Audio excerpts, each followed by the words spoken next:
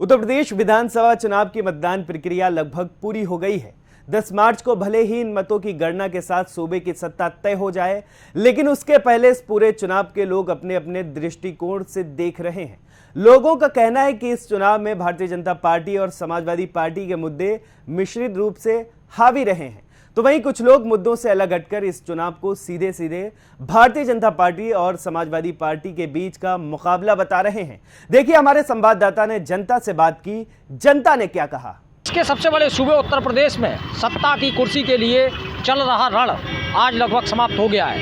भाग्य विधाता मतदाताओं ने इस प्रदेश की किस्मत को तय कर दिया है, लेकिन इसका जानकारी, इसका परिणाम हमें 10 मार्च को देखने को मिलेगा।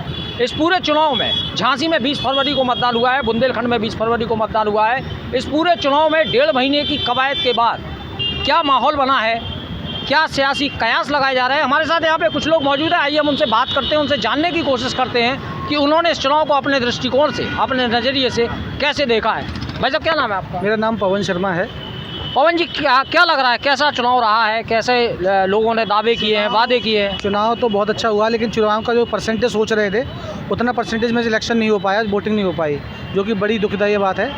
और वैसे झांसी शहर की बात बोलूँ तो मैं मुद्दों की बात बोलूँ तो मतलब देश में विकास हुआ है उस बेस पे, फिर भी यहाँ दोनों का थोड़ा सा आधे आधे में है, लेकिन जीतेगी BJP he. This is confirm कि सीट बीजेपी ही जीतेगी और यहाँ से झांसी नगर से बीजेपी ही जीतेगी। किस तरह के मुद्दे आपको दिखाई दिए हैं? मुद्दा जो है, मुद्दे जो है काफ़ी प्रकार के हैं, लेकिन यहाँ पर कोरोना से लड़ाई जीती गई है पूरी, और यहाँ पर जो है हर चीज़ हुई है, सुविधाएं सब दी हैं, रोड बन रहे हैं, लाइट नाली हर चीज़ की सुविधा है। गरीबों को जो है महीने में 2 बार राशन दिया जा रहा, तेल दिया जा रहा, औरतों की सुरक्षा है। ये मुद्दे हैं, मुद्दे को लेकर बीजेपी जीतेगी। देखिए, उत्तर प्रदेश की अगर हम बात करें तो उत्तर प्रदेश में भारतीय जनता पार्टी ने कानून व्यवस्था में सुधार हुआ है, और सुधार को लेकर वो उस मुद्दों को लेकर चुनाव लड़ने को आई थी। और मुझे लगता है कि अगर बुंदेलखंड की बात करें तो बुंदेलखंड में 19 सीटें पिछली बार भारतीय जनता पार्टी को थी, लेकिन भारतीय जनता पार्टी की मेहनत के बाद, कानून व्यवस्था और तमाम योजनाओं के बाद भी कहीं ना कहीं समाजवादी पार्टी उनसे टक्कर ले रही है। और बुंदेलखंड में से पहले 19 की 19 सीटें थी, मुझे लगता है कि समाजवादी पार्टी संघर्ष करते हुए 19 में से कुछ सीटें भारतीय जनता पार्टी से छीन लेगी। हम लोग क्या करते हैं कि जब वोट डालने की बारी आती है तो अपने घरों में तो जाते हैं, या बहुत से जो बड़े लोग होते हैं, बड़े तबके के लोग होते हैं, वो उसे छुट्टी के दिन के रूप में देखकर एंजॉय के लिए छुट्टी मनाने परिवार के साथ कहीं ना कहीं चले जाते हैं। लेकिन वोट डालना हमारा अधिकार है, हम लोगों को वोट डालना चाहिए, हमें कहीं ना कहीं जागरूक होना होगा। चलिए, वोट डालना अधिकार है, जागरूक होने की आवश्यकता आज के दौर में भी है। समाजवादी पार्टी और भारतीय जनता पार्टी में संघर्ष है, ये कहना है झांसी के प्रमुख व्यापारी नेता का। एक और सज्जन हमारे साथ मौजूद है, उनसे बात करते हैं। भाई साहब, क्या नाम है आपका? हमारा नाम गुड्डन अग्रवाल। गुड्डन जी, कैसा देखा आपने पूरा झांसी का चुनाव? सही देखा, चुनाव तो सही हुआ है। इसमें कोई किस तरह का माहौल दिखाई दिया, किस तरह के मुद्दे दिखाई दिए, किस तरह के प्रत्याशी दिखाई दिए? देखो, समाजवादी पार्टी तो आएगी, इसमें कोई डर नहीं है। दूसरी बात, व्यापारी के लिए हम इस पार्टी ने, हमारे बीजेपी सरकार ने व्यापारियों के लिए कुछ भी नहीं किया। जैसे कुछ व्यापारी, देखो लॉकडाउन में स्थिति खराब रही, व्यापारियों के लिए क्या सोचा उन्होंने? हम गरीब स्तर के आदमी हैं, जीएसटी में उन्होंने क्या दिया? कुछ दिया है? जैसे हम छोटे व्यापारी हैं, हमारे लिए क्या दिया सुविधा? कुछ दी सुविधा क्या? तो कोरोना, लॉकडाउन और जीएसटी, इससे व्यापारी दुखी रहा है, ये कहना है इनका है। एक और सज्जन मौजूद है। भाई साहब, क्या नाम है? जितेंद्र साहू। साहू जी, कैसा रहा चुनाव झांसी? बहुत बढ़िया। क्या देखा आपने, कौन से मुद्दे देखे, कौन से कैंडिडेट आपको पसंद आए, किसकी सरकार बन रही है? भाई, जिसका खाया उसको तो बजाना चाहिए। वो बेचारा तेल दे रहा, नमक दे रहा, चने दे रहा, उसका बजाना चाहिए। एक नंबर काम हो रहा। बहू बेटियाँ रात भर निकलती हैं, सकून से जा रही हैं आजकल। सकून चाहिए बस। इसके अलावा और कौन से मुद्दे निकल के आए? हमें तो सकून है, सीधी बात है। ये रात बिरात आते हैं। हमारे साथ बुद्धिजीवी वर्ग के हमारे साथी लक्ष्मीनारायण शर्मा जी मौजूद हैं। इनसे पूरा लब्बो लोआब जानते हैं कि पूरे चुनाव की स्थिति क्या है, सूबे में कैसी तस्वीर बन रही है। लक्ष्मी जी, क्या लग रहा है? देखिए, एक बात साफ है, चुनाव के दौरान जो देखने को मिला है, लगभग हर सीट पे जो इनके वर्तमान विधायक हैं उनसे लोगों में गहरी नाराज़गी है। पूरे उत्तर प्रदेश की स्थिति है, उस नाराज़गी का नुकसान भारतीय जनता पार्टी को साफ साफ हो रहा है। दूसरा जो मुद्दा है, अखिलेश यादव या समाजवादी पार्टी की ओर से जो उठाया गया है, ओल्ड पेंशन स्कीम, ये कर्मचारियों में चर्चा का विषय है। संविदा और आउटसोर्सिंग का जो सिस्टम था, उस पर भी लोगों ने चुनौती दे के वोट किया है।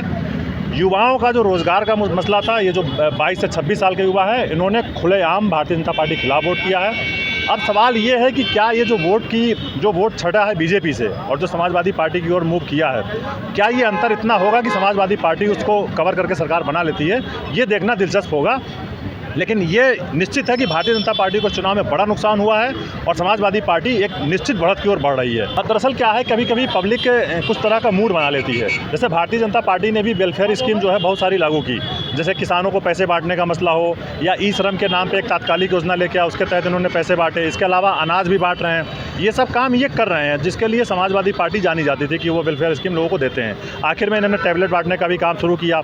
लेकिन क्या है कि पब्लिक का एक जो परसेप्शन है वो विभिन्न कारणों से 2-2.5 साल का कोरोना का जो संकट रहा, नौकरियों का जो मसला रहा, जो पेंशन की बातें रहीं, ये लॉन्ग टर्म के लिए ऐसा मतलब वातावरण में देखने को लग रहा है कि लोगों ने उसमें अपील किया है। इसके अलावा जो जातीय समीकरण था जो बीजेपी ने अपनाया था, बीजेपी की कॉपी की है समाजवादी पार्टी ने, और माहौल में दिख रहा है कि जो ओबीसी का एक कई बिरादरियां और एससी की कई बिरादरियां जिस तरह से बीजेपी ने अपनी ओर जोड़ा था, तो टिकट डिस्ट्रीब्यूशन में अखिलेश यादव ने वो समीकरण साधने की कोशिश की है और उसका कई जगहों पर असर साफ साफ तौर पर दिखाई दे रहा है। तो इसका नुकसान तो भारतीय जनता पार्टी को साफ साफ हो रहा है। सीटें कितनी घट बढ़ रही हैं ये चुनाव के बाद पता चलेगा, लेकिन नुकसान सीधा सीधा बीजेपी का है और सपा सीधे सीधे बढ़त में है। और मैं एक चीज़ और जोड़ूंगा, इस चुनाव में बहुजन समाज पार्टी भी बढ़त ले रही है और कहीं ऐसा ना हो कि जादुई आंकड़ा बसपा के पास पहुंच जाए, ये भी एक पॉसिबिलिटी है। चलिए, एक नया ट्रेंड निकल के आया है कि समाजवादी पार्टी बढ़त की ओर है, बीजेपी को नुकसान उठाना पड़ेगा। एंटी कन्वेंसिंग कुल मिला के ये कहना चाह रहे हैं कि एंटी कन्वेंसिंग बहुत ज़बरदस्त हुई है। लेकिन एक चौंकाने वाली बात ये भी आई है कि बसपा भी इसमें बढ़त ले सकती है, हालांकि वो पूरी तरह इस चुनाव में साइलेंट वोट पे दिखाई दी है। क्या होगा, किसका भविष्य चमकेगा, किसकी ताजपोशी होगी, इसके लिए हम इंतजार करेंगे 10 मार्च का। झांसी से दीपक चंदेल। हमारे चैनल को लाइक करें, सब्सक्राइब करें, बेल आइकन को जरूर दबाएं और वीडियो को ज्यादा से ज्यादा शेयर करें। देश दुनिया की तमाम खबरों को नए अंदाज में देखने के लिए बने रहें हमारे साथ और देखते रहें RNI न्यूज़।